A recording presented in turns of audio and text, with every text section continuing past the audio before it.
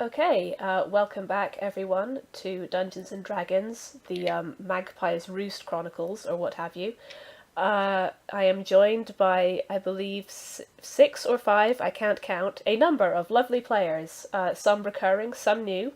Could we possibly go around and just everyone either remind us or introduce us to yourself and your character, please? We'll go alphabetical order as usual, so Anthony, would you start?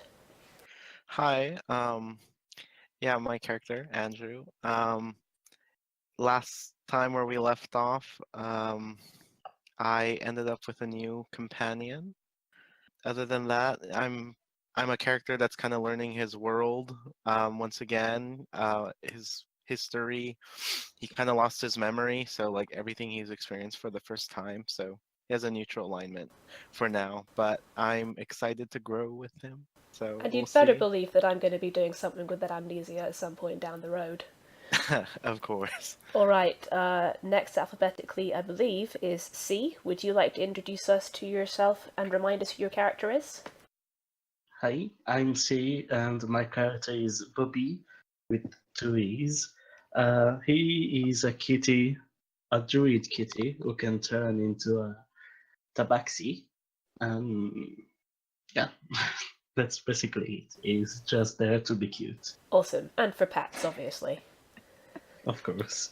Okay, what comes next alphabetically? K or G? G, right? I don't know, I'm not good at the alphabet. Griphen, how about you introduce yourself and your character, please? I'm Griphen or Daniel. And my character is Brahck. He is a Goliath blood hunter who has a bit of a dark side. Goliath Blood Hunter is going to be interesting because I haven't played with either that race or that class yet, so this is going to be really fun. Neither have I. Double the fun. Okay, that brings us around to Kayla. Hi, I'm Kayla. My character is Vio or Violette, the human sorcerer. And I'm just raring to go. Lovely. And rounding off with Tan, if you could introduce yourself and your character, please. Hey guys, I'm Tan. My character is Gabby, a genderless aasimar paladin, and this is pretty much my first game. I was supposed to be here the last time round, but I overslept. As happens. I mean, to be fair, extra props to Tan for being awake in the middle of the night for this. So thank you everyone so much for being here. Last time, those of you who were here before, plus one or two who couldn't make it this time, went on a short but hopefully fun adventure in which they rounded up a bunch of stray kittens. This time, we're going to be doing something a little less cat-related. Sorry to disappoint. Tragic. I know, right? All of you are in Ennisford. You can be wherever you'd like, but the previous day, you all received a message, a note, from your mutual acquaintance / friend, Striper. The note says, "I may have some work for you. Meet in front of the Governor's Manor Saturday morning at sunup." It is now Saturday morning at sunup. Would you all like to just be in front of the manor already, or would anyone like to roleplay making their way there? I'm I'm fine okay with just being there. Fun either way. Alright, Yeah. so scene opens with Vio, Bobbee, Brahck, Andrew, and Gabby. It's really helpful that most of you put your character names next to your screen names so I can tell who's who. Thank you for doing that. And you all see Striper, and with him is an individual that some of you have seen around, depending on how long you've been in Ennisford. Those of you who are not too new to the area will recognise them as Sulphur, the Earth Ganassi monk who runs the local temple. They are sort of a neatly... They would be quite a neatly kept individual with monk's robes and tied back brown hair. But because they're an Earth Ganassi, it looks like they always have dust falling from their sort of earthy brown skin. and they are standing next to Striper and just sort of quietly observing all of you as you approach. And Striper waves a little nervously and says, hi, you all made it. Good to see you. Yes. I'm like barely awake, so I'm just gonna shut up. Is that Kayla or Vio who's barely awake, or both? Yes. Sounds about accurate. Okay, got it. I mean, mood, honestly. Striper is fidgeting a little. You know that it's been a pet project of his to try and gather adventurers together to help the rest of Magpie's Roost, since Ennisford is pretty well taken care of because it's the quote-unquote capital of the island, but some of the other settlements are a little less well off and might need some extra help. So he's gathered you all here, and he says, "Alright, so the governor is just going to be on her way out in just a minute. This is fine. Everyone just make a good impression. Bobbee, big puppy dog, kitty cat eyes. And yeah, just be your charming selves, and this will be fine. This will be just fine." And Sulphur is just going to put sort of a calming hand on Striper's shoulder and just gently say, "Striper, have you told them what the mission is?" "Right, that might help. Huh, right, okay. Actually, Sulphur, you're the one who got the message. Do you think you could... Alright, you go and calm down." And Striper just kind of walks off to one side and just starts pacing anxiously. Sulphur steps forward and addresses all of you. They have like a sort of typical of or fitting for an earth genasi or an earth elemental. They have a very sort of low gravelly voice, and they say, "I'm not sure how many of you are familiar with the town of Fayburn. It's to the southeast of here. My sister, Silt, is the captain of the guard, and I recently received a message from her. Not exactly asking for help, but informing us that they might be needing some assistance where they are at the moment. And at this moment, the gates to the manor house open, and out strides a very sort of sturdily built dwarven woman, quite tall for a dwarven woman. Like, she stands about 4.5, 5 feet, something like that. And she has sort of light brown skin and russet brown hair tied back in a very formal bun. And those of you who have been around here for a while, and also those of you who haven't, because this is a very official woman who has just walked out of the governor's manor, can tell that this is Governor Gretel Ironsight, who basically runs Ennisford and generally Magpie's Roost at large. And she comes over to all of you and stands, and very sort of formal with her hands behind her back, and looks over all of you. So, Sulphur, is this the people Striper said he'd put together?" And Sulphur nods, and Gretel looks over. "I recognise some of you. Could I have your names, please?" Hello, I'm Andrew. Yes, Striper's pet project from the cave outside the city, I remember. And she looks over at everyone else. Yeah, I'm pretty new to the group. I just got the message from Striper and came over from one of the other islands further out. Excellent. And Tan, what is Gabby dressed like? Are they dressed in armor, like a stereotypical paladin would be, or what? Well, she's dressed in chain at the moment, with her common clothes beneath, with her chainmail above, over the clothing, with her shield strapped over her back. Okay, yeah. Ironsight just nods approvingly and says, "You look like someone who knows what you're about. I like it." And she glances to Vio next, just very noticing the bright blue hair. Hello, I'm Vio, and this lovely cat by my side is Bobbee. Is And I swear, we're very responsible people. normally we're very people responsible, serious people. normally people don't feel like they have to let me know that, but I'll give you the benefit of the doubt. Thank you. And she then looks over at the very tall Goliath gentleman with the bright red hair, the bright red beard. I'm Brahck.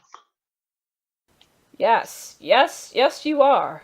Very, very strapping young fellow. Thank you for being here today. Sulphur, Striper, what have you told them so far?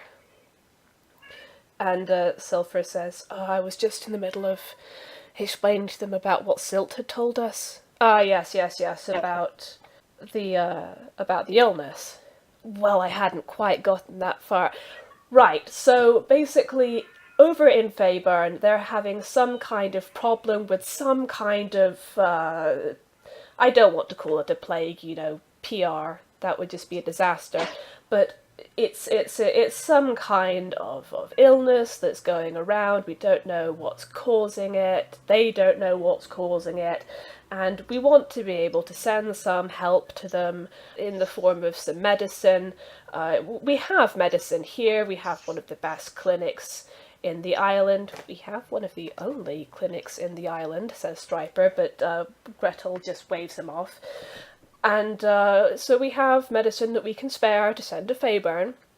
However, we don't have the soldiers at the moment to send with the medicine, and of course medicine can't just walk itself there. So, yes, we're looking for, well, I want to say volunteers, but you won't be volunteers because you will be paid for your time, obviously, to take medicine from the Sue-Scale Clinic here in Ennisford down to Fayburn for distribution to help the ailing citizens of that particular settlement. Does that sound? And she's about to sort of, finish up, but Sulphur sort of taps her on the shoulder and says, there was the other... Right, yes. There was a postscript. You're quite right, Sulphur. One of the citizens believes that there might be some supernatural activity going on. I honestly wouldn't worry too much about it. It's probably just a bored poltergeist, but if you could see your way to looking into that as well, if you're going down there anyway, we'd all be very much appreciative. Now, does that sound like something that the 1, 2, 3, 4, 5 of you can do? What's in it for me? Definitely can. All right, upon return, as long as I have proof that you've completed the task, just some kind of signed letter from Silt will do the job. When you return, I can give you 15 gold each in recompense. Does that sound reasonable? Make it 20. Roll persuasion. Okay. Did not see that one going. Hey man, we could get sick. I think we can ask. Roll persuasion. Okay. 16. She looks at you and just kind of narrows her eyes, but then she nods. You're an assertive young man. I can get behind that. All right, 20 each, but not a copper more. All right. Deal. All right. I love these cat noises. They are You're welcome, amazing. everybody.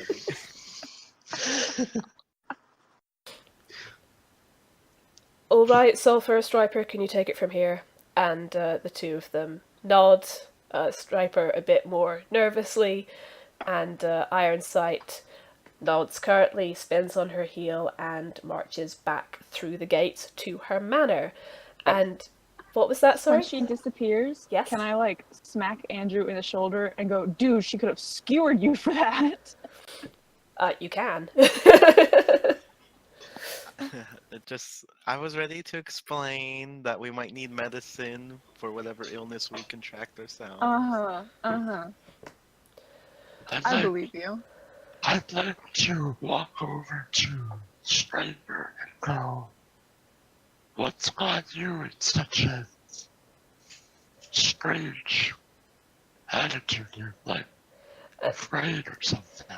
Striper nods kind of sheepishly, and he's like, well, Brahck, this is kind of like the proof of concept for this adventuring team I wanted to put together. I really want it to go well, and Ironsight is a good governor, don't get me wrong. She really is good for this island, but she can be a bit hard to win over sometimes. So I think you all did a pretty good job, and I am very glad that she didn't skewer Andrew for asking for a raise. I would never have had the guts to do that, man.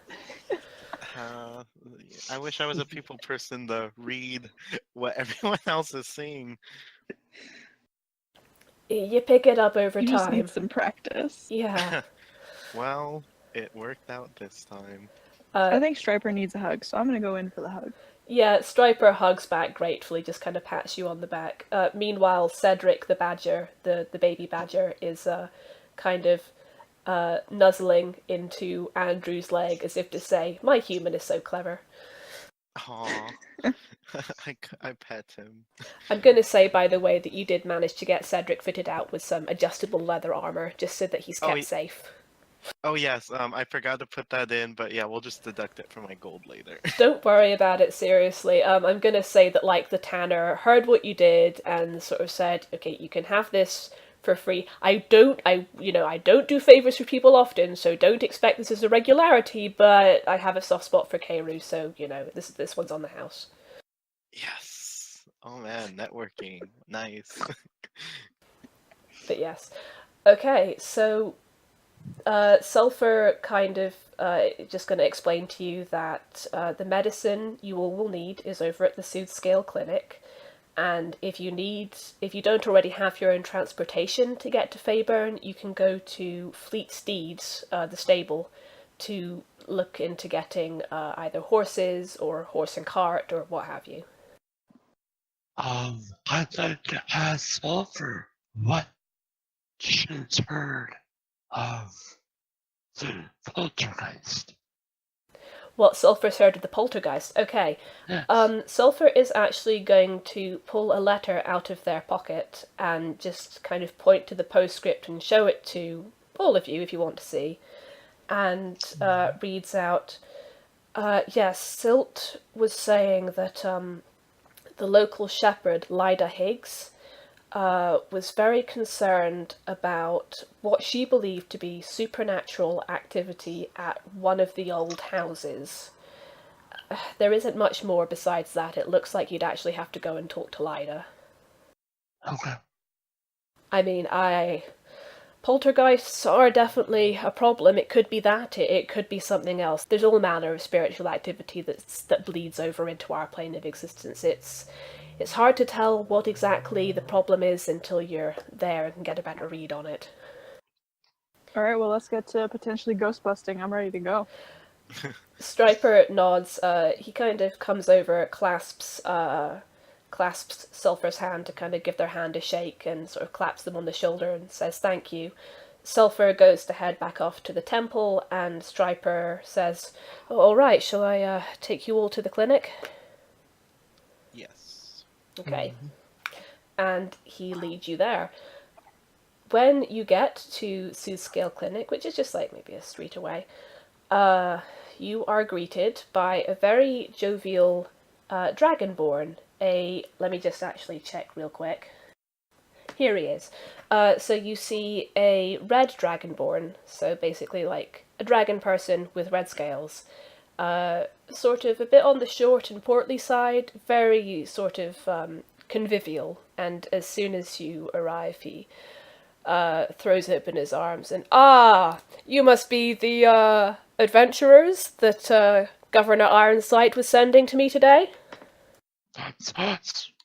Yes. Excellent. Now, I do have the crates of I have some poultices, I have some medicines, I have some general healing potions. I was actually thinking I'd give you maybe he kind of glances over. A healing potion each, I think, just to be on the safe side. I want to take preventative measures. Don't want you all coming back sick as well now, do we? So he's actually going to hand you each a healing potion, which you may feel free to take note of or put in your inventory or what have you. Yes. And It's the regular one, right? just the regular one, yes. Your basic bog standard healing potion, just in case TM. And he's going to start with the help of his apprentice, who is a short red-haired dwarf woman. He's going to start bringing out some wooden crates. Like, they're not huge, but they have a decent amount of supplies in them. And he's kind of telling you what's in them. Like, this one is salves, this one is poultices, this one is potions, because I'm not really sure what the illness is. All I've been told from sulfur is that the symptoms seem to be very much linked to exhaustion. And, well, we can't have that, can we? How can people be doing their day-to-day lives if they're tired all the time, right? So we've got some things here that kind of help with vitality, with energy. I've just put in a mixed bag. None of these things should be detrimental to their health if it's not the right thing, so I think I've covered all the bases here. And he's got basically, it's 3 sort of decent-sized crates in total that he's given to you. Will you lovely people be able to manage all this all right? I'm sure we'll be peachy. Oh, what a lovely cat you are. Whose kitten are you then, dear? And he kind of leans down and holds out his hand to Bobbee. Just kind of gives Bobbee head scritches. How the hell are you doing that? That's amazing. Do you have a soundboard there? Great. Yeah. Great. And he So just, clever. the doctor, the healer, is very charmed by this lovely little cat. I just look at the Dragonborn and say, well, I'm pretty much trained in medical affairs, so I should be able to handle most of this. He stands up and just beams at you, Gabby, and says, "Ah, a fellow medic, person after my own heart." And he just kind of holds out his hand to shake yours. Always good to see another in the trade. The name's Trusk, by the way. Well, Truskarosh Mendev, but call me Trusk, everyone does. I shake his hand and give him my name. Hi, I'm Gabby. Excellent. Good to meet you, Gabby. Well, I expect you'll be wanting to get off and get on your way to Fayburn then, won't you? Unless there's anything else I can help you with before you go. No. I think we're set. Yeah, Yeah, I think we're what's that? set too. Okay, in which case Striper will help you carry the crates outside, and he'll say to the rest of you, "Alright, so Fayburn is a few hours away by horse. Would you all... None of you have your own steeds, do you?"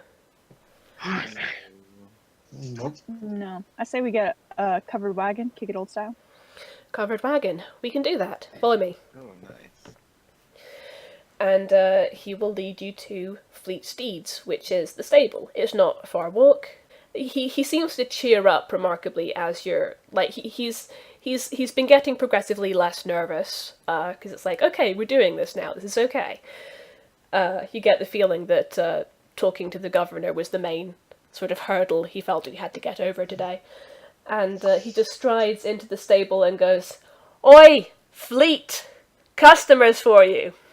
And a human sort of stable master leans out from behind one of the stalls, and she's like, "Oh, you shouldn't have. Seriously, I'm up to my elbows in work today, what?" And Striper says, "No, seriously, Fleet, these adventurers..." "Oh, right, the adventurers, great, oh, magic." And Striper just kind of says, "Oh, real quick, he or she today?" And Fleet's like, "Oh, she." It's like, "Okay, great. You're looking absolutely radiant, darling." "Oh, thank you." And Fleet is going to come out and say hello to all of you. She is a gender-fluid human with sort of light brown skin and a sort of fluffy platinum blonde mohawk, and she's wearing, typical stable garb, the apron, the rough clothes. Basically, you can tell that she's used to working with her hands and getting dirty, and she just looks at all of you. All right, what can I interest you in today? Your number? Oh, really? And she immediately smiles. It's like, What are numbers in this setting? Okay, I don't know what the terminology would be like. So Mailing I was address? just I'm just going with You're mailing it. the quickest flirt. yes, we'll come up with like some other way of saying that at some point. But yes, she kind of just side eyes Striper and says, "All right, you can definitely bring me customers more often." And Striper just kind of shakes his head slightly. Great. Listen, Fleet, these'll need to get to Fayburn. So, Vio, you were saying maybe a covered wagon? I mean, that was kind of a joke, but I'm okay with it. Fleet just kind of grins and just beckons you all to follow her, and is going to walk off to the back of the stable, which kind of leads into a carpenter's workshop where you can see that she's got a variety of different sort of horse-drawn vehicles. You can see there's a rather a very swish-looking carriage, but you suspect that's probably a bit out of your price range. It's very, very nice sort of covered carriage with the big fancy wheels. There's at the lower end there's a very simple cart, just very modest wooden affair. You can hitch a couple of horses to it. You can pile some things in the back. It's not like awesome, but it'll do. There's a chariot, but that's very much for like riding short distances with just like one or two people. And there's a wagon, which is a bit sort of more up class from the cart. It's covered. It has more space for passengers. It looks like it could take 4 horses instead of 2. That kind of thing. I mean, I like the idea of sitting when my legs get tired because I'm that kind of person. But what do y'all think? I The wagon do looks too. good Yeah. because something covered would help protect the medicine from any rain or stuff or any unexpected things which might affect them. Good point. I like that. Yeah, I like that idea too. Fleet nods approvingly. All right, know your way around. Yeah, excellent. The wagon is going to be 35 gold pieces if you want to buy it outright. I get that this is just maybe a one-off adventuring job that you're doing, so if you would like to rent it, I could maybe rent it to you for, say, maybe... I could rent it to you for 10 gold pieces, but 35 if you'd like to buy it outright. Would it be that bad if we bought it? What do y'all think? Well, first off, how much would it cost us to purchase horses of our own? Well, it depends a little bit on the horses. See, I've got some real beauties. You want to come see them? Yeah. Yes, Let's take a look. And she is going to lead you over. And first stop is there's a couple of donkeys, and they're sort of very sweet, but they're quite small. And she just kind of pats one of them on the head. It's like, "Hey there, Matilda. Oh, yeah, you're a good girl. Now, these little ones here, they're not as fast as their bigger cousins, obviously. They'll run you about 8 GP if you want to buy them, but they are such sweet little creatures. They just won't be able to go for as fast or as long as a horse. But, if you're low on funds, these are your guys. Now, we also have," and she starts walking over, these ponies, slightly faster, slightly... Well, they're if you're one of the smaller races, pretty much the best alternative to a horse. But I notice all of you are human-sized, or she glances at Brahck, bigger. Hi there. And Hi. She winks. So I'm guessing that maybe what you all will be after is, and she walks you over to where you see a lot more, much more horses than she seems to have more horses than she does donkeys and ponies. Okay, so we have the riding horses here. They will cost you 75 gold pieces. They can't carry as much, but boy, they can book it. You got the draft horses, bit cheaper, 50 gold pieces. They do not move as fast, but they can carry more. Pretty good for pulling, for instance, wagons.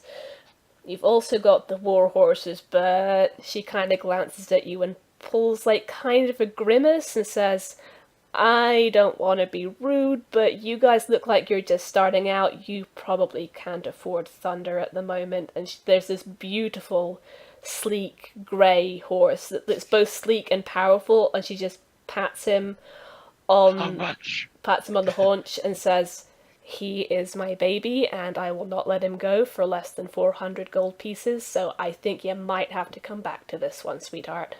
Jesus. Damn it! I never wanted a horse more in my life. She kind of looks down at the cat and is like, you can sweet talk me all you like, pussycat, but I am not budging on this one. I can rent him to you, but for 100 gold pieces. He is a masterwork of a horse, and he's very special. So that's not to say that my other horses aren't amazing as well, obviously, but they are a bit, you can either have speed or you can have stamina. It's just that Thunder here, and she pats him again, has both. Bobbee goes to nuzzle one of the donkeys. Oh, the donkey nuzzles back. So I asked Fleet, how much would it cost us to outfit the wagon we were looking at to carry 5 of us and the equipment? Let's have a think here. I reckon, and you can tell she's kind of calculating in her head. Let's see. There's 5 of you, and then those crates, and she just kind of hefts one of the crates up in her arms to kind of test how heavy it is and sets it back down. Alright, I'm gonna say I'd recommend a wagon and 2 draft horses. If you wanted to buy all of those outright, that'd be 135 gold pieces. If you wanted to rent, that'd be, let's say, 10 for the wagon and, 10 each for the horses, I'm willing to say. So that'd be 30 altogether if you wanted to rent them and bring them back to me in one piece. Or, 3 pieces, because 2 horses and a wagon, I'd actually be kind of upset if you brought them back to me in one piece, but anyway, you get what I'm saying. So What do you want to if- buy? I'm thinking, what if we rent the wagon but buy the horses so we have horses for later? It's not a wagon, but it's a starting point. Whatever I mean, you if all we think. only need 2 horses, then What it- who's buying the horses? Well, I walk over to the side and talk to Fleet. Would it be okay if I arrange for payment later for some of the stuff? Or do you prefer the money to be on hand now? I like your style. I could arrange for some of it to be later. If I get a down payment and your blue-haired friend's number. You can have that for free. It's tough. Don't say that. I'm not gonna. I don't have to put a price on it. Okay, there's enough meat to go. We could get a horse. Alright, I'm gonna say if you want to How rent much the would it wagon... cost us? Oh, sorry, what was that? How much is it going to cost us if we were to arrange for later payment? Alright, are you thinking in terms of renting the wagon, buying the horses, or...? Yes.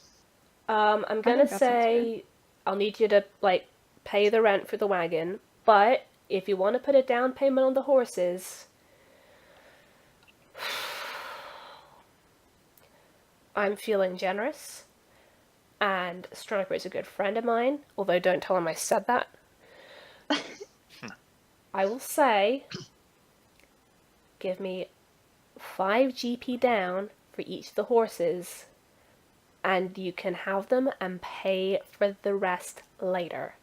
But you double-crossed me on this. You're not going to be happy. I'm not going to be happy. Striper's not going to be happy, and when Striper's not happy, there's a whole underbelly full of people who's not going to be happy. So, you better behave. Got it? Yes, ma'am. Sounds like a deal. Can I ask for a carrot? I'm so sorry, Griphen, what was that? Can I ask Fleet for a carrot? Oh, a carrot! Yeah, of course. She'll go, oh, you know what, sure. And she will head to one of the feed bags, pull out a carrot and toss it to you. I'd like to walk out and just hold it out in my hand and see if a horse comes to me. Oh, that's so cute. Yeah, I'm gonna say a dappled grey sort of comes sniffing over. A dappled grey mare comes over and kind of sniffs at your hand and is like, carrot? Can I have the carrot? I give it to her, and I say, does it look big enough for me to ride? I'm gonna say that, yeah, I'm gonna say that the horse that came to you was kind of like a bigger horse and was like, She's thick. yeah, like kind of more like a shire horse and kind of like, I, this person is big like I am and they have a carrot. Like, I'm sold. and I'd like to walk over to Fleet and say, I'll buy this horse right now. Like, straight out, or do you want to do no. your thing that, Straight out. Sweet, okay, I like you. And, she is going to, yeah, she'll go and get a bridle and what have you, and a saddle for the horse. And, yeah, so you're going to go ahead and pay draft horse, 50 gold pieces? Yep, You happy enough with that? I'm happy enough with that. Cool. And, yeah, you are now the proud owner of a dapple grey mare, who is very big and very happy to be eating a carrot right now. Awesome. Now I have to come up with a name. Yep. Okay, that leaves, yeah. So Fleet just kind of is looking pleasantly surprised, and it's like, alright, well, it seems like you guys are, pretty good for it. So, are you wanting to just put a down payment on one more horse, or what? What were there was the 50 gold horse and the 75? That's right. 50 gold will get you a draft horse, which are pretty good at carrying stuff and pulling stuff, but not as fast. 75 gets you a riding horse, can't carry as much, but can go faster. So what kind of was decided was that it was about 5 gold per horse for the car for its down payment. Yeah, if 10 you gold wanted for to the get, rental? she was saying if you wanted to get a draft horse, she would take 5 gold pieces as down payment. Damn, I want that fast horse, but I'll be broke after. She I don't will. even Well, I mean, know if how we much finish gold this I up, have we'll get left after paid. buying. Yeah, I don't even know how much gold I have left after buying all that ammo I have. She kind of softens a bit and says, look, okay, I've just made a sale, I'm in a good mood. If you want, you can put a down payment on a riding horse, but that's gonna be 7 gold pieces and 5 silver pieces, okay? So it's 10%. I'm actually gonna just copy paste the price list into the chat so you can all see it easier. I won't be able to buy anything else, but I might do it. Yeah, I think I'm gonna get the fast horse. Ride out or just down payment and pay the rest later?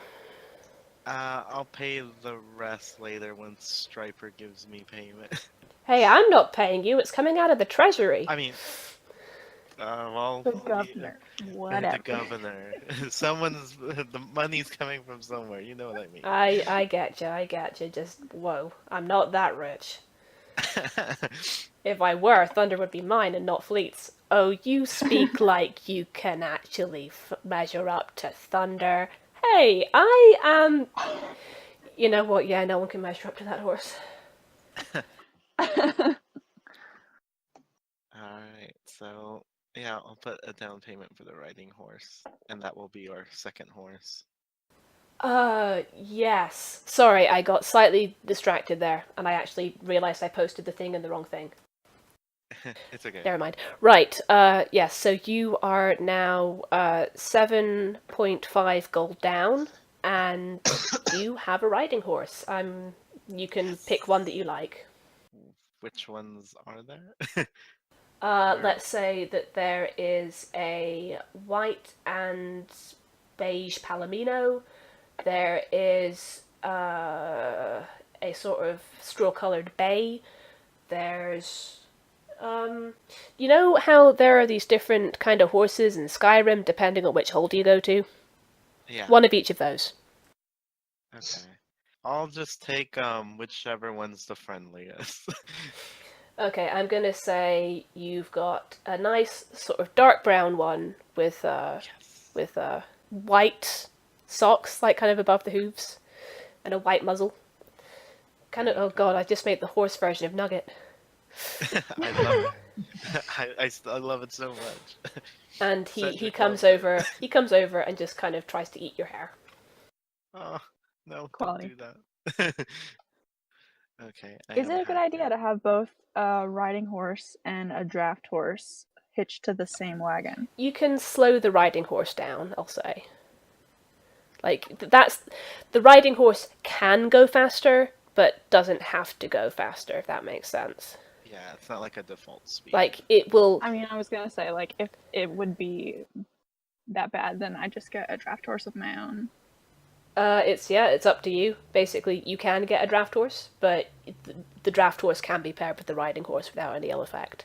Unless, like, I later find out in the rules that that's not how it works, in which case, we'll change it later. I can confirm that you can pair horses. Thank you very much, person who knows more about D&D than I do.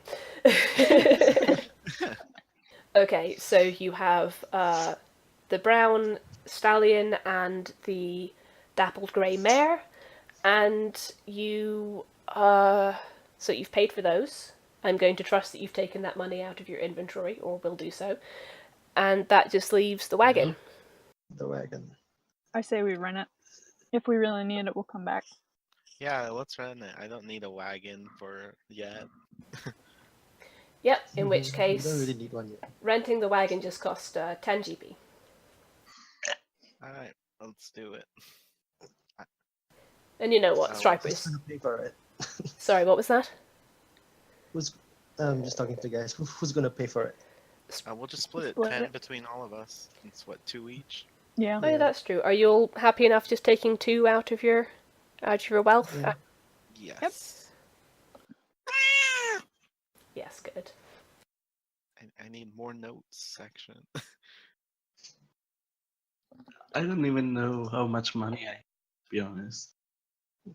I seem to remember you saying, I won't have any money because I'm a cat.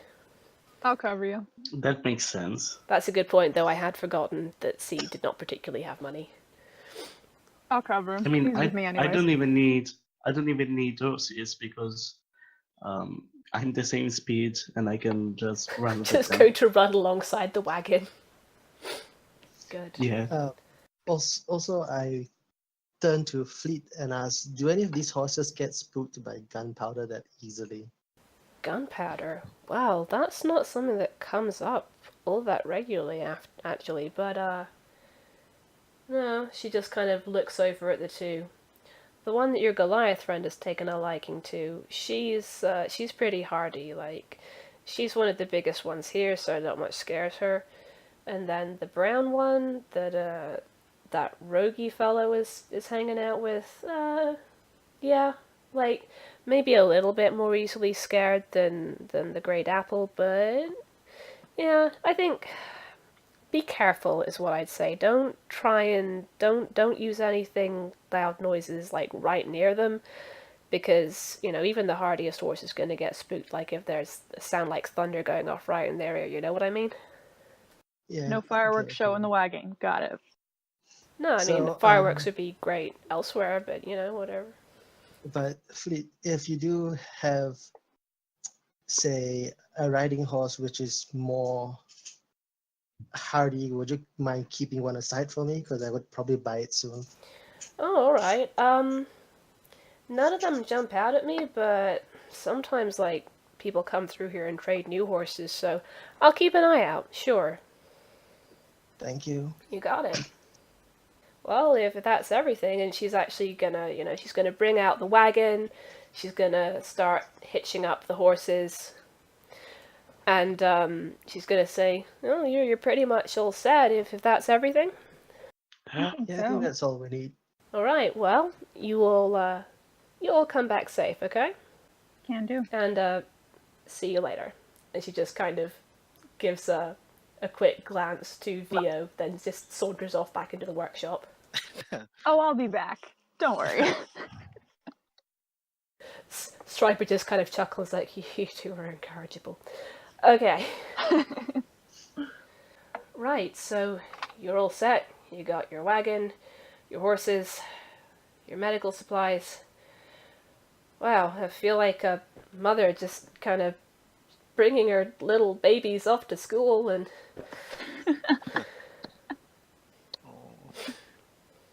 Oh, I forgot to ask. Does my horse have a name? I think you have to name yourself.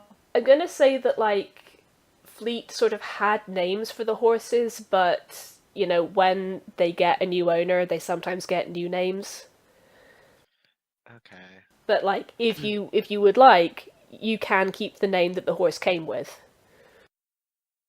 I am going to name my horse. What's a good gender-neutral name? Oh, I don't know. I'll come back to it. If you'd like, I can give you a random generator for pet names. Yes, please. Okay, let me just look it up. I think I might name my horse. Well, I'm gonna hear the generator first, but if I don't like the generator, I think I'm gonna name my horse Charlie.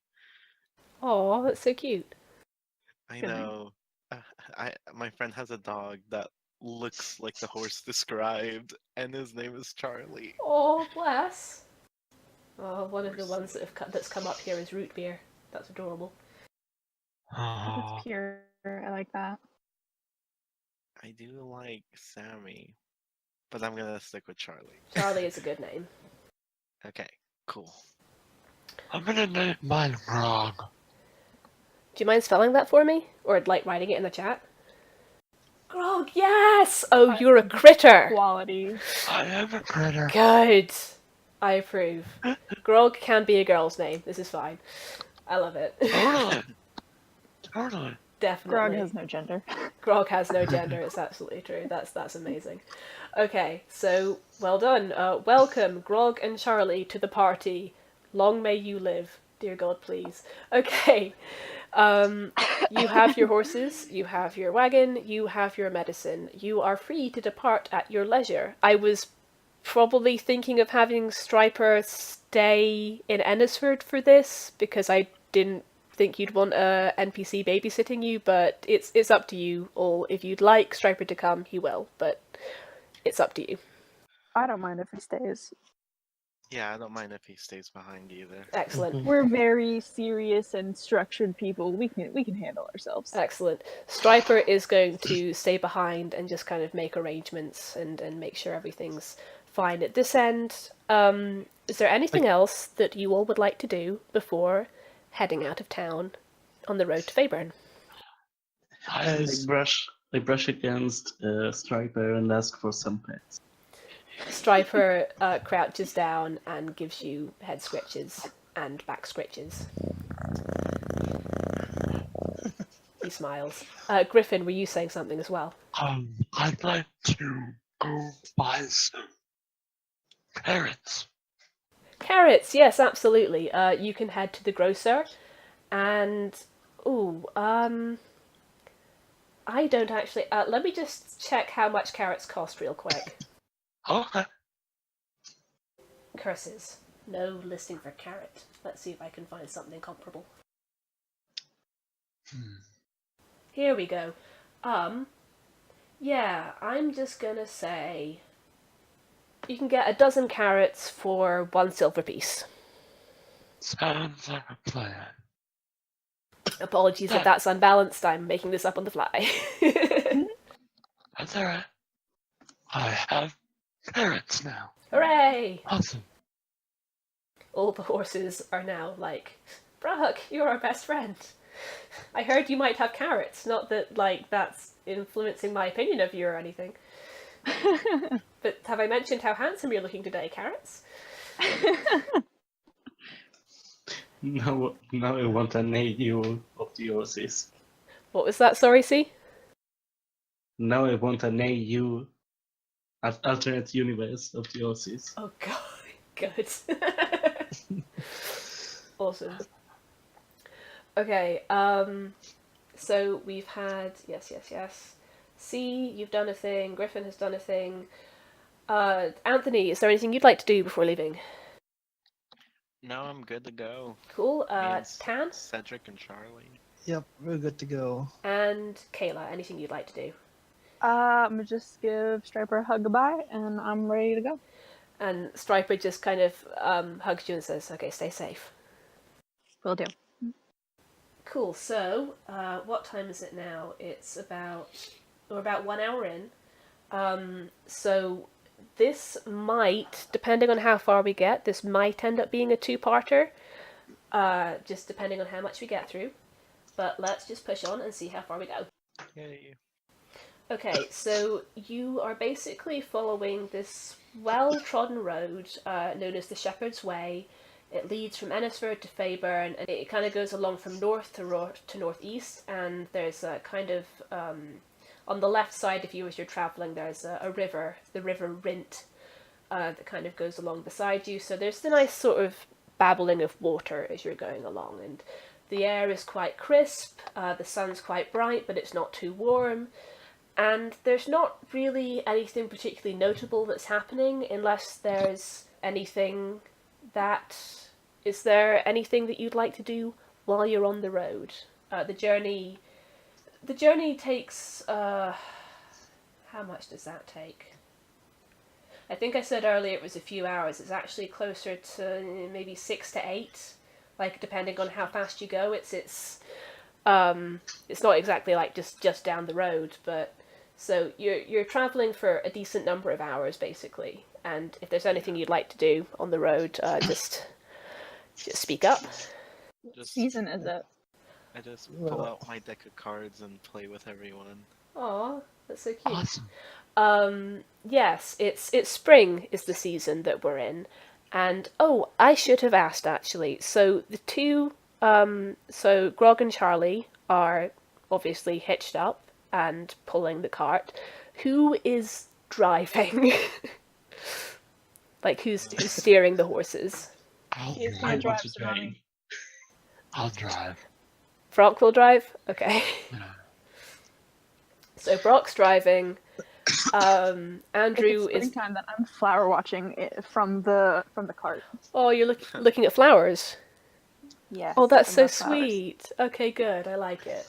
Who was playing cards? Andrew was starting a card game. I want to sit on the table and just We're probably playing it on lay the there. floor of the wagon. You might be playing it on, like, the floor or one of the crates. I just imagine we were just holding everything in our hands. I didn't even think anything was on the... What I'm table. hearing is, if you have put any of the cards down on a surface, Bobbee is sitting on them. Exactly. Yes. Classic cat behavior. Yes, very much so. Cedric is attempting to help with the card game by trying to chew on the cards. He's not sure how this helps, but he's pretty sure it does. Oh, it does. It was a joker. We didn't need it anyway. I'd like to try to befriend Bob. You want to try to befriend Bobbee? Yeah. Okay, well, up to see how that I- goes. I am the new guy. This is The true. very new guy. And I like that. I sniff him suspiciously. He's too big. I don't trust him. Oh no. Oh, I'm sad now. When you shift, he won't be as big. It'll be fine. I didn't say I'm refusing him. I still want pets. Like, I'll I be might. very gentle. Scratch behind the ears. Oh, I look content but still suspicious. it's like I don't wholly trust you, but I will accept head pats. Oh yeah, Exactly. Mark's the cats right there. Yep. that's cats. While we're traveling, I would like to take a look out the back, see if anyone's following us or anything. Since I do have my musket, I would like to use the scope to look around and see what's around. Fair. Do you suspect bandits? I'm just out here like I'm enjoying the nice weather. No. It's not. I'm not bothered. It's not a bad idea. Since you're using your musket scope, I'll say roll perception with advantage, Tan. Can I do it for the front? Can you do? Without... Oh, sorry. What was that, Griphen? Can I do a check for the front? Yeah, if you want to roll for that. Alright. Oh dear. Oh well. Wow. That's so. You can't, obviously, those of you listening can't see the dice rolls.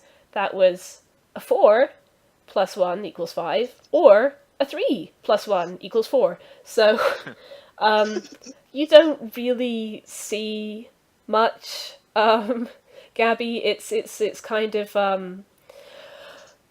let's just say that the cart is a bit, the road's a bit bumpy, so it's a bit hard to see properly through the scope. It just kind of jostles around a bit. And that's a 5 plus 3 is 8 from Griphen. And you were just looking out the front, did you say? Yeah. Yeah. Yeah, you're not having as hard a time as Gabby, but it seems fairly quiet. There's nothing really jumps out at you. You're seeing the horses. You're seeing like some birds flying overhead. You're hearing the sound of the river. Nothing particularly is jumping out at you. Alright. I feel like this is like a giant, like glowing target sign. now, I mean, now that I now that we've wasn't. proven that we're not alert. Yeah, like I wasn't gonna have a sneak attack, but God, I'm really tempted now.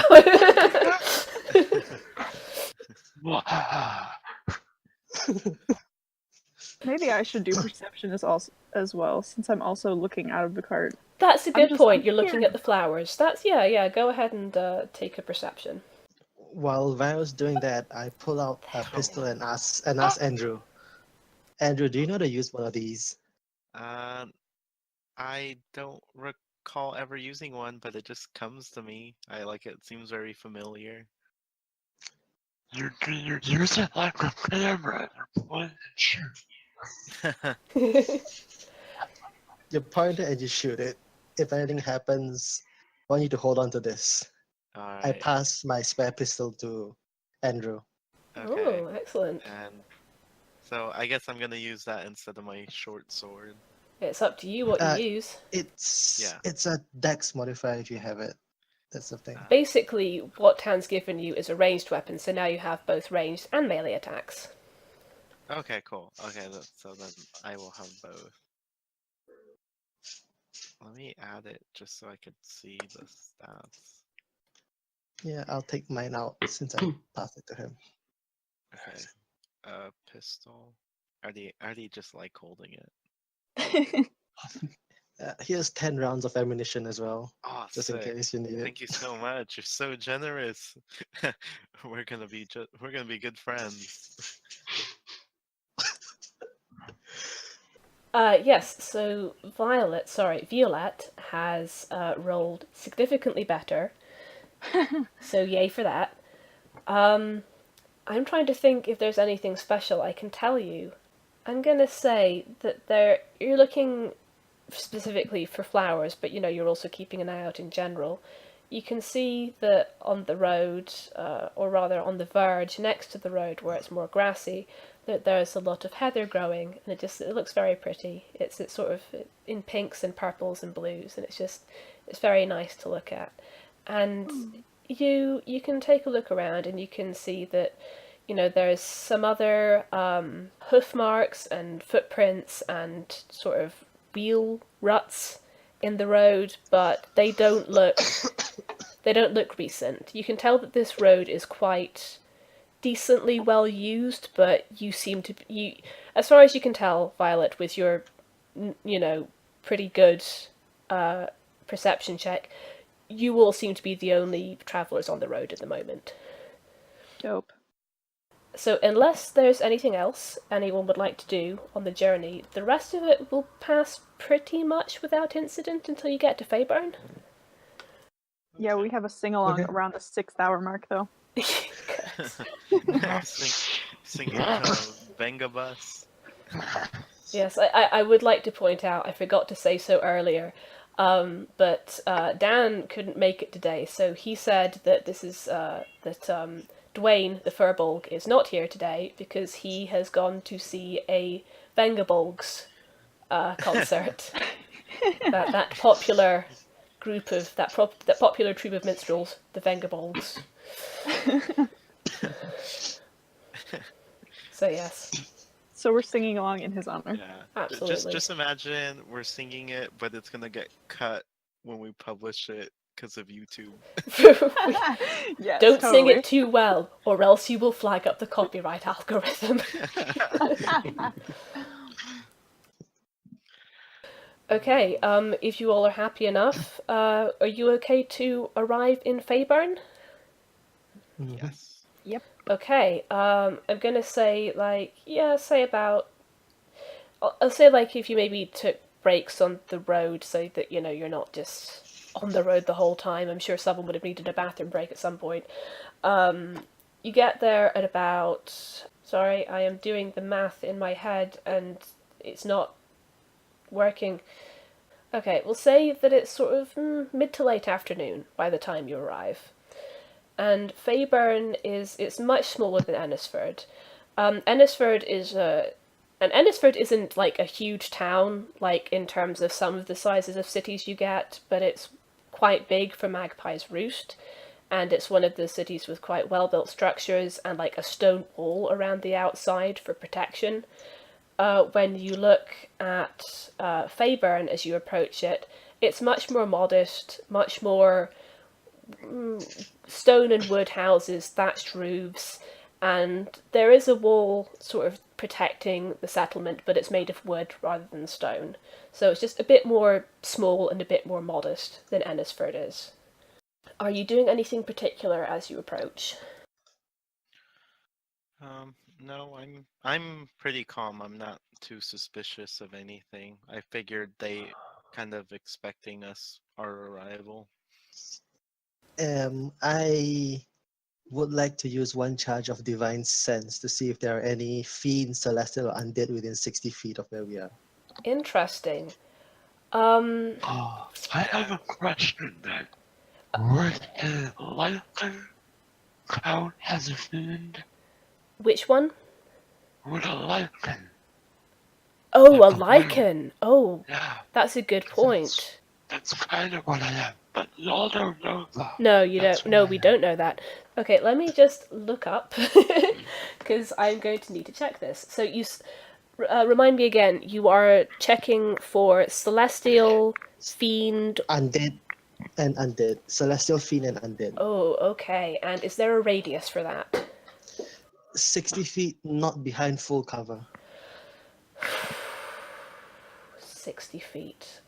This is where my non-math brain lets me down, because I need to try and think of what kind of size 60 feet would be. Hang on. I'm really bad at judging distance, so I feel you.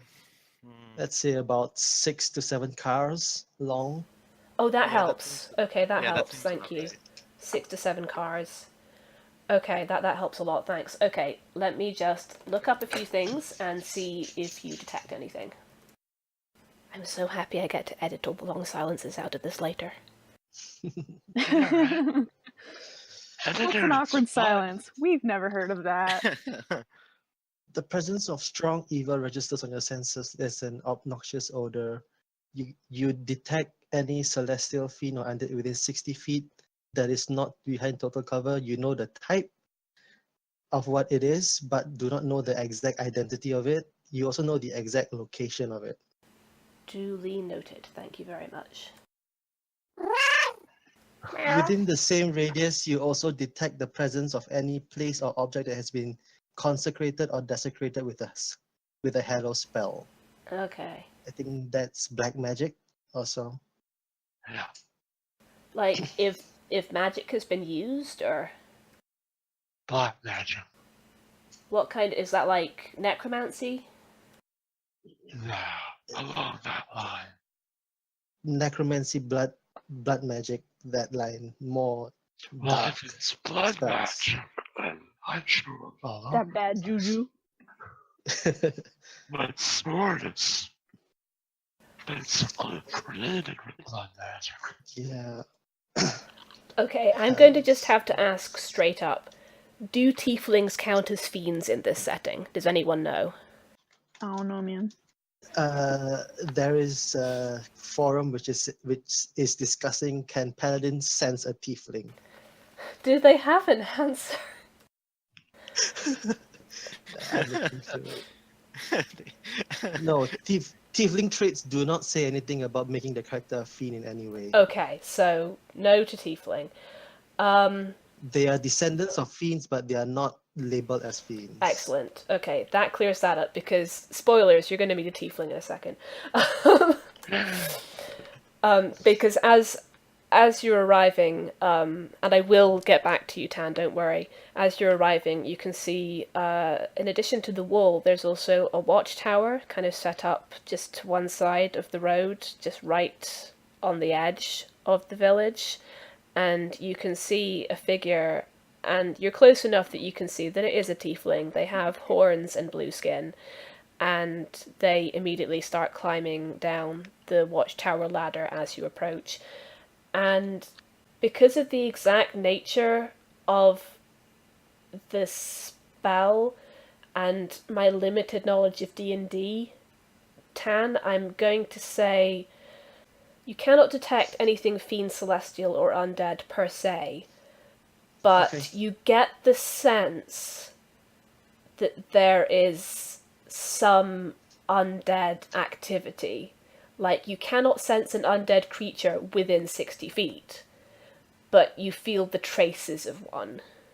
If undead can use, like, magic or spells, you feel like...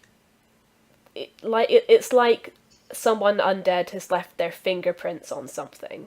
So you get that feeling of unease, and that slight sort of whiff of undead in your nostrils. As we approach the town, I tell the guys, I've got a bad feeling about this. I Love mean, the smell of undead in the morning. yeah. And you now have a tiefling striding towards you. I pull the wagon to stop. And Halt! Oh, you already have. hello. What business do you have here in Fayburn? We come bringing medicine from. Oh. Oh, right. Well, good. Follow me then. I'll bring you to... I should bring you to Silt. Follow me. And the tiefling, male tiefling, he looks like he's maybe in his... he's sort of young adult kind of age, and he's gonna start leading you into the city. Into the village, sorry. Is there a place we can park the wagon and tie up the horses? Oh yeah. We've got a stable inside. You can park it all there. Alright. And yes, you can tell by the way from the way this tiefling is dressed, he seems to be some kind of guard. He's sort of wearing armor that looks to be quite of a uniform nature. And he is going to lead you. He kind of stops as you're going along and kind of glances at one of the buildings. It's like, guardhouse with the guard captain is there. Do you want to stable your horse and wagon before we go and see her? That's fun. He just nods, kind of, not boredly exactly, but he looks like he's very done, and just kind of leads you on to where there's a stable, and you see that the stable is quite near to the local inn. And you are able to get the horses in there to rest, drink some water, eat some food, and there is room to just kind of put the tie up the wagon. I see Grog and Carrot. Grog is very happy and also licks your face.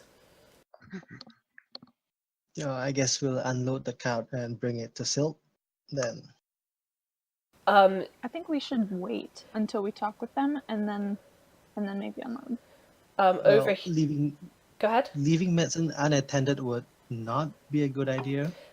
The tiefling actually holds up his hand and says, it's really no skin off my back either way, but the medicine is probably going to be going to the wayside inn. And he points to the inn that's right next to the stable and says, if you go and bring it all the way to the guardhouse, you're just going to have to carry it all the way back again. If you'd like, I can stay and watch it. I'm part of the guard here.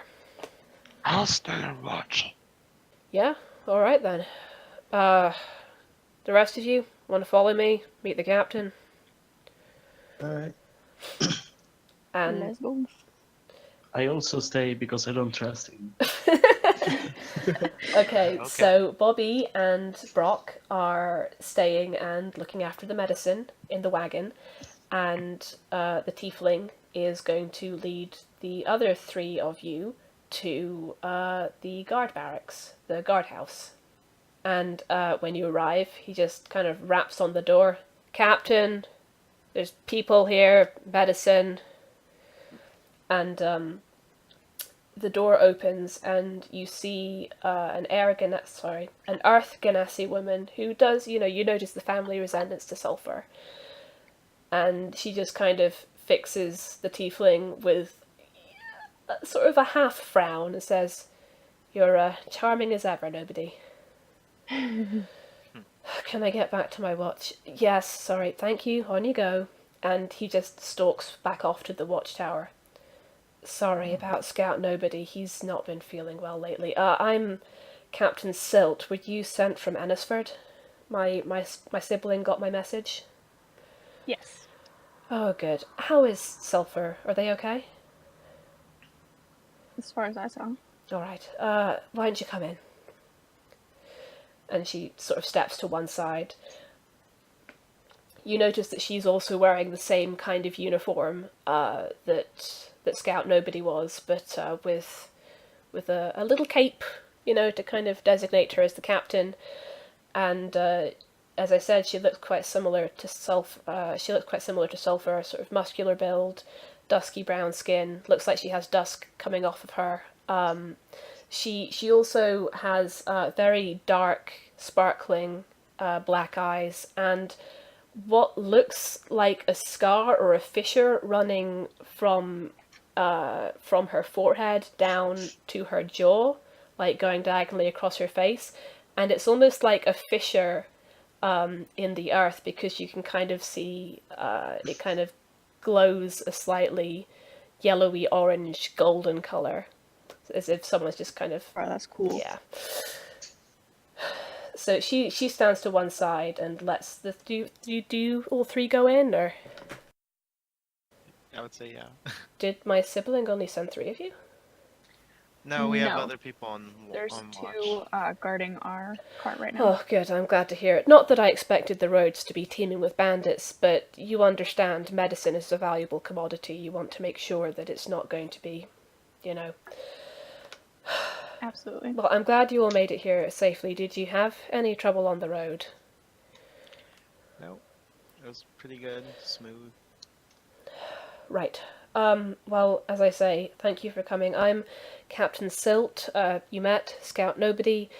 This here is my second-hand Lieutenant Merritt, and there's a young, well, a younger than her human man, sort of rich, warm brown skin, curly black hair, and he just nods. He's standing with his hands behind his back and just nods at all of you. So, how much did my sibling tell you about what's been going on here? Not all that much, to be honest. He did, however, show us David. the postscript, which you added with the Oh, potential poltergeist problem. well, we don't know that it's a poltergeist. I mean, it might be. That would be the most reasonable and the most comforting explanation, since poltergeists don't usually do any harm. But yes, Lyda Higgs, she's a shepherd, quite, within the village. She said that she's been noticing supernatural activity. I figured that if I'm asking for help already from for the illness that's going around, I would be remiss not to also ask for help if a citizen has a concern about the area. Well, as we were coming in, I did sense that there was undead activity around the area. Undead. Mm-hmm. That's somewhat worrying. And it seems like it might fit in with what Lyda told me.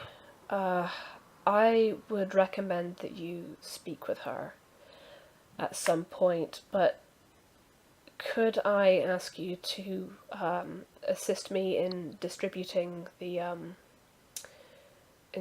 medicine to start with? Yeah, I'm fine with that. Sure, sounds good. She nods, and she's going to lead the way back out of the guardhouse and walking back towards the wayside. Well, yeah, the wayside inn.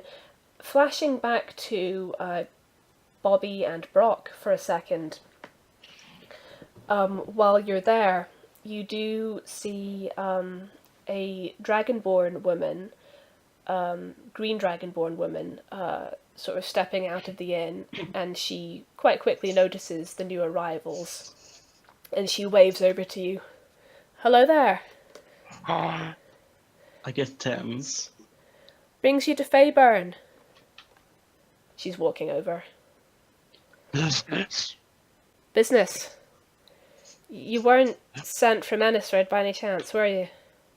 Maybe. I arch my back. You're very forthcoming. Oh, I don't think your cat likes me. Can I do an insight check? Oh, sure. Yeah, go ahead, roll insight. Alright, hold on. Let's roll it. Six. Do you have any bonuses to add to that at all? So that's a 9. 9. Is there anything in particular you're trying to figure out about her? Why is she so curious? Well, I suppose, yeah, you can tell that she definitely is curious. It's kind of hard to get a read on why. You feel like this... You get the feeling that this is someone who feels like what happens in this town is her business. Like, what happens in this town matters to her. Alright, And you can tell she also looks a little bit worried about something. I say, yeah, that's not a lie. Point her to the cat. She just nods slightly. Who are you? If I may ask. Oh, certainly. My name's Elixir, Miskatal Elixir. I run the wayside in here. And she points back to the building she just walked out of.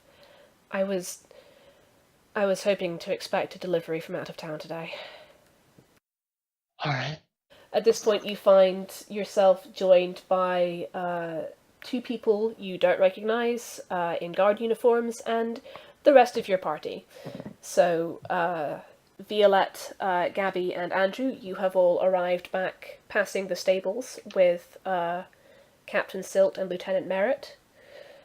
And Silt stops and says, "Ah, Elixir, you've met...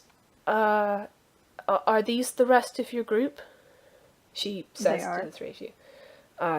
Thank you very much for coming. This is Elixir. She's been treating the ill as best she can. I'm an alchemist, Elixir explains. There's only so much I can do, but I'm the best thing this place has to a healer. Alright. Okay, I calm down and I relax. She looks a bit relieved to see that you've calmed down a bit. I'm gonna smile at her. She smiles back. Well, thank you all very much for coming. Captain, are these the people who are bringing the medicine that we thought we might get today? Yes, that's right. Do you have it there with you? Yes. Oh, thank goodness. Here, let me help you get these out. And she's going to pick up one of the crates and start carrying it towards the inn. I'd like to pick up the other two. You can certainly do that, being a Goliath and what have you. And you all head into the inn, which is quite a cozy little establishment. It has the sign, a little shingle by the door saying "The Wayside Inn," with a nice little picture of a country scenery. And as you walk in, there's a lot of people in there, and they're not looking so hot. Like, there's not many people sitting up at the bar itself, even though there are bar stools there for people who, there are bar stools there to sit on. But the tables scattered around the inn are... It's fairly busy at the moment, but there's none of the commotion or ambient noise that you'd expect from a bustling inn on a Saturday afternoon/evening. Everyone is just very quiet, and like some people look up as you all enter, but most of them are just kind of just leaning with their heads in their hands or pushing food around their plate or nursing a drink, and they're looking, none of them are looking particularly healthy. Jeez. Alright, well. Sorry, my voice chat cut out for a hot second. Oh, is there anything you need me to repeat? I'll wing it. Sure. Basically, you've come into the inn and there's a lot of people sitting down. They don't look well at all. And Silt, followed by Elixir and Merritt, comes and comes behind the bar, sets down one of the crates, and starts opening it. I set down the other two behind the bar. And Silt is sort of looking to the rest of you and saying, "Did the clinician, the healer who sent this, did they have any? It's Trusk, isn't it? The dragonborn chap. Did he say anything in particular? Did he have any insight on what's going on here? Because none of us can figure it out." He said that all the potions are not likely to hurt anything if they aren't the solution to the problem, but he doesn't really know exactly what it is, so we're just kind of winging it.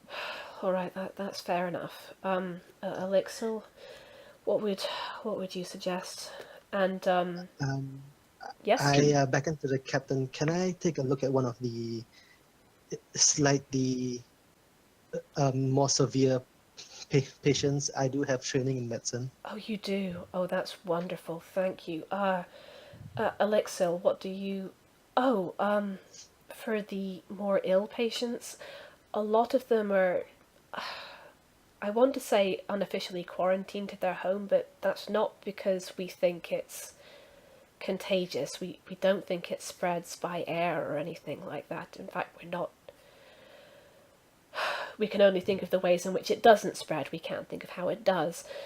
So most of the ill people are staying at home to rest, or the worst cases stay here in the inn upstairs where I can keep a closer eye on them. I can... Do you mind if I go upstairs and take a look? Yes, although would you mind if I accompany you? I don't want I don't want them to be Sure. scared by just seeing a stranger. Can I Sure, come it's too? okay. Oh, sorry, if Can you... I Yes, see, go ahead. do a perception check to see if this is some kind of magic that I can recognize as a druid? Let me have a quick look at the skill list. I don't think I have any spell that can help. No, that's but fine. maybe just What is your Arcana bonus like? -1. Well, you can roll. I just wouldn't hold out hope. Roll Arcana and just maybe you'll get lucky. If you don't, I'll roll Arcana because I have a +3 bonus. You're a sorcerer. Oh my Yes. God. I'd like to accompany and see if it's something I might recognize. Oof. Okay. Oh, Never mind. okay. Oh my lord. So Gabby and Brahck are going upstairs with Elixir. Bobbee is looking around to see if he can deduce anything magic. That's a nat 20. Sorry. Bobbee got a 4, so Bobbee is not even remotely sure what's going on here. They just look really sick. Theo rolled a natural 20.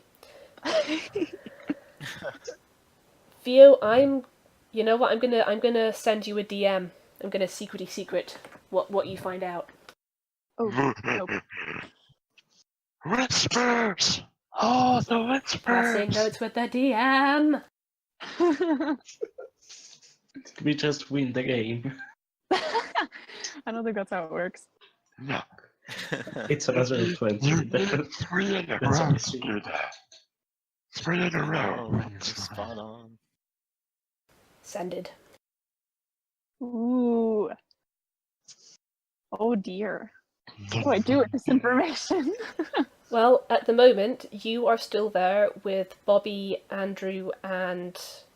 No, just Bobbee and Andrew, and Silt and Merritt, while Elixir is leading Brahck and Gabby upstairs. If you would like to have a moment to think about what to do with this information, I can switch over to Gabby and Brahck. Yeah, that's a good idea. Okay. Gabby and Brahck, you are led upstairs, and Elixir kind of has a think when she reaches the top floor, as if kind of going, who should I bring you to? And she settles and goes to the end of the hallway and opens the door, and she just kind of pushes it open and then just kind of taps on the door frame and says, Melinda, there's a healer here who can maybe take a look at you.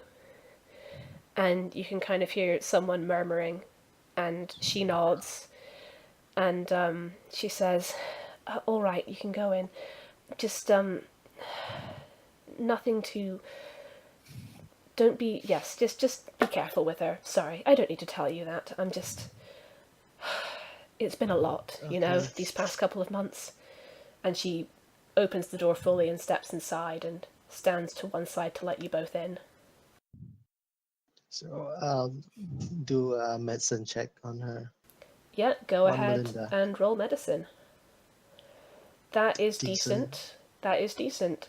You can tell that this is a young elf woman that you're looking at right now, and she is just you can tell that her skin is usually meant to be sort of a goldish bronze color, and it's just washed out so much it just looks ashen, and her hair is her hair is greasy, her skin is clammy, her eyes are dull rather than sparkling, and you can tell that she's just suffering from exhaustion. It's like the energy's been sucked right out of her. And I look at her symptoms and come up with a theory on if it's something to do with the undead. Yes. Are you thinking you'd like to roll for that, or are you If just you kind of... want me to, Sorry, what was that? if you want me to, I have advantage on intelligence checks to do with. I will give you that. Yes, you have. Yeah, you're kind of coming up with a theory that this might have something to do with the undead. Do feel free to roll me an intelligence check with, as you say, advantage. 18 minus 2. So 16. Yes. Okay. So I'm doing two things at once because I'm still passing notes. So yes, I'm basically going to say with that intelligence check, you are fairly sure that this is related to the fact that Gabby could detect an undead presence in the village. Like this, you're fairly sure that everything adds up here. This looks like it could be the result of tangling with the undead. Do I have any theory on what type of undead or necromancy I'm serious? With a 16, you This is think my you... expertise. Sorry, what was that? Undead and that kind of stuff is my expertise. But I'm gonna say, you feel like it's likely that whatever undead it is, it's more like you don't think it's something that physically takes something away. So it's not like a vampire who's been sucking people's blood or something like that. You feel like it might be something more incorporeal. okay. I turn to the innkeeper, walk over to her and whisper, "Have there been any deaths due to this yet?" Due to this? No. I mean, unless this, I mean, what am I trying to say? This has been going on for about 2 months, and in that time, no, we haven't lost anyone to it. I don't know if this is the first instance of it, or if it exists elsewhere. I mean, it could have been fatal in the past or in other places, but I don't know until I have something to confirm what it is. And she just trails off.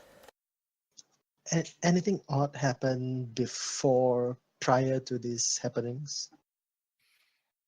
I mean, not that I noticed, but there are things, and you can see her demeanor shift just ever so slightly, and she's looking you right in the eye. There are things in this world that not all of us are privy to. Understood. Give me a moment, everyone, while I just finish writing this note.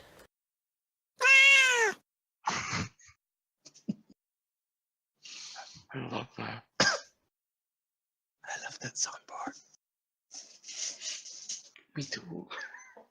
I need to get one. Or figure out one. Alright, sorry about that. Was just sending a couple of private messages. Where were we? Was there anything else Gabby and Brahck wanted to do while they're seeing the young lady with Elixir? No, that's it, I think. Brahck, do you have anything else you want to see?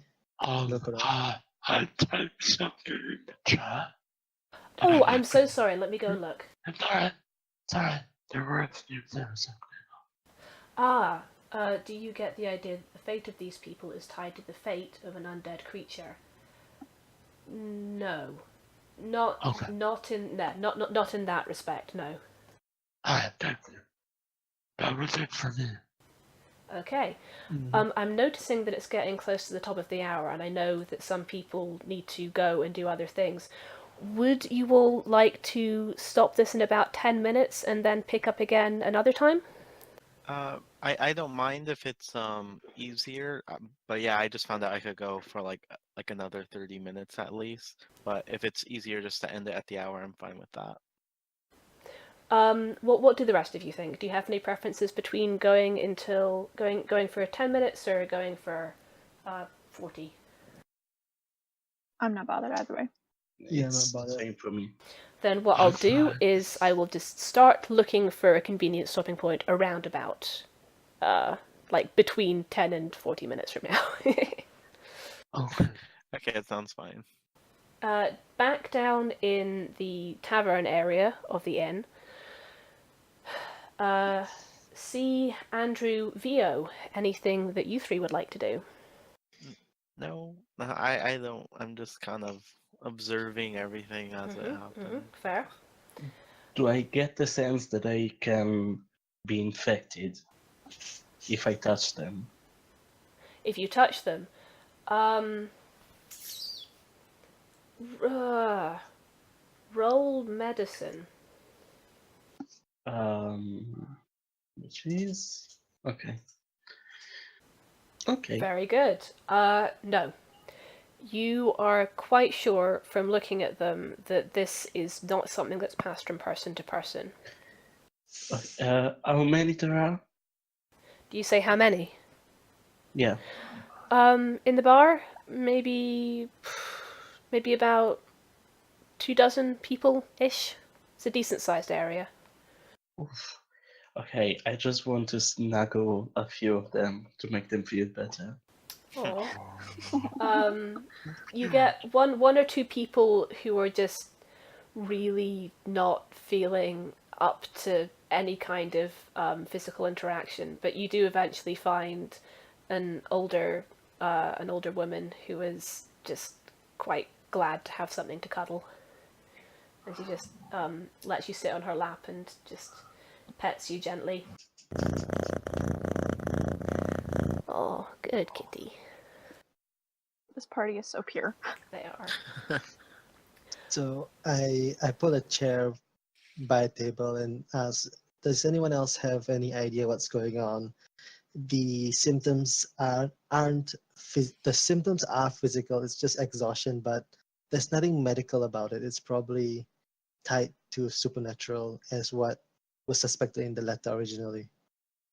I feel that it's time to whatever this undead creature is. I'm assuming. Okay. So you're all back down in the bar now and just sitting around a table together discussing this, yes? Yes. Cool. Okay, so I order around while we're here. Very good. Elixir is busy handing out the some of the different medicines to people and sort of treating. Well, actually, yeah, she's actually gone upstairs and is treating some people upstairs since they're the illest. But an elven man sort of is bringing around drinks for you. So yes, Kayla, were you going to say something? yes. So I have realized that the way that these people look, it's quite clear to me that this is a creature called a specter, and it's draining people's life source. And Merritt and Silt immediately set upright, and Merritt's like, "Spectre, you sure?" Yes. That would make sense. My character Andrew never heard of a specter, and what is a specter? What is this?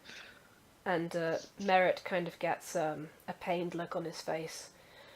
Spectres, they're like ghosts, but vengeful, malicious, evil. They drain the life forces of living people, and if they drain too much,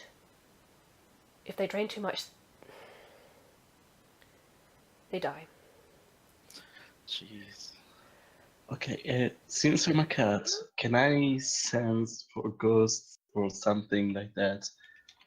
Do I have a sort of advantage? Would you like to roll to stare into the void? Yeah. Roll. How do I want to do this? Roll just a straight d20, but with advantage. Okay. 19. Nice. I can categorically state, categorically, that Bobbee does not see any ghosts or spectres or anything in the vicinity. Because you rolled quite high, you can, and because it's been pointed out to you now that undead and spectres are involved in this, now that it's been pointed out to you, yeah, these people kinda smell of death, but you cannot see any incorporeal beings in this area. So my question is, is there anything the victims have in common? Like, where are we going to be able to find this? Yeah, and how do we kill it? Silt shakes her head distractedly. I wish I could help you out here. It's overtaken nearly everyone. Everyone has been sick at some point, or well, not everyone, I suppose. Thankfully, myself and Merritt haven't been taken ill yet, but all the rest of the guard is. And Merritt nods and says, even Scout Nobody has been taking ill. There's a reason he's grumpier than usual. Exactly.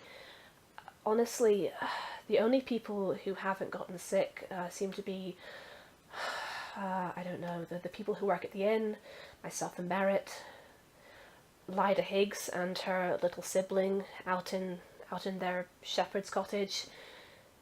Almost everyone else has got sick. And you said that that's where the first aspects of supernatural power were spotted? She nods. Yes, exactly. Lyda said she suspected supernatural activity. It didn't occur to me that it might be related. That's where I want to go. I think that's a good plan. I think you're probably right. And that seems like an excellent place to stop the session for just now. Long rest. Yay! So Long we rest. can rejoin. Oh, sorry, was someone saying something there? No. Nope. No? Nope, just a Nope. ghost. Okay, so Ooh.